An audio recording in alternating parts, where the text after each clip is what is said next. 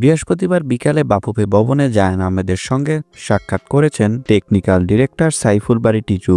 জায়ানের বয়স এখন 20। আগামী বছর সেপ্টেম্বরে এএফসি অনূর্ধ্ব-23 টুর্নামেন্টে বাছাইয়ের ক্যাম্প ছাড়া জায়ানকে পরখের সুযোগ নেই বাফুফের। ওই ট্রায়ালে অংশ নেওয়ার আগে জন্ম নিবন্ধন ও পাসপোর্টের আনুষ্ঠানিকতা সেরে রাখার পরামর্শ দিয়েছে বাফুফের টেকনিক্যাল ডিরেক্টর টিটু। ট্রায়ালে জায়ানকে নিজের উদ্যোগেই আসতে হবে, সেই অনুযায়ী পরিকল্পনা করছেন জায়ানের বাবা শরীফ আহমেদ। তিনি বলেন, জুলাই আগস্টের দিকে অনূর্ধ্ব-23 দলের ক্যাম্প হতে পারে। এর আগেই আমাদের পাসপোর্টের আনুষ্ঠানিকতা সম্পূর্ণ পরামর্শ দিয়েছে ফেডারেশন। প্রয়োজনে তারা এই ব্যাপারে সহযোগিতারও আশ্বাস দিয়েছে।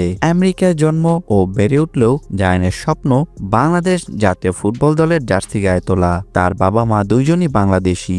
বাবা শরীফ আহমেদ সাবেক ফুটবলার। 1990 সালে জাতীয় অনূর্ধ্ব-16 স্কোয়াডেও ছিলেন তিনি। তাই এই সাবেক ফুটবলারের চাওয়া ছেলের স্বপ্ন বাস্তবায়ন হোক। কয়েকদিন আগে বাংলাদেশে এসেছিলেন জায়ান ও শরীফ। 3 জানুয়ারি তারা আবার আমেরিকার উদ্দেশ্যে রওনা হবেন। আমেরিকার ভার্জিনিয়া রাজ্যের শীর্ষ পর্যায়ে খেলেন জায়ান। ভিডিওটি দেখার জন্য অসংখ্য ধন্যবাদ। নিত্য নতুন এমন ভিডিও পেতে হলে আমাদের চ্যানেলের সঙ্গেই থাকুন, সাবস্ক্রাইব করুন, ভালো লাগলে অবশ্যই লাইক করুন। ভিডিও সম্পর্কে যে কোনো মন্তব্য করতে পারেন আমাদের কমেন্ট বক্সে। ধন্যবাদ।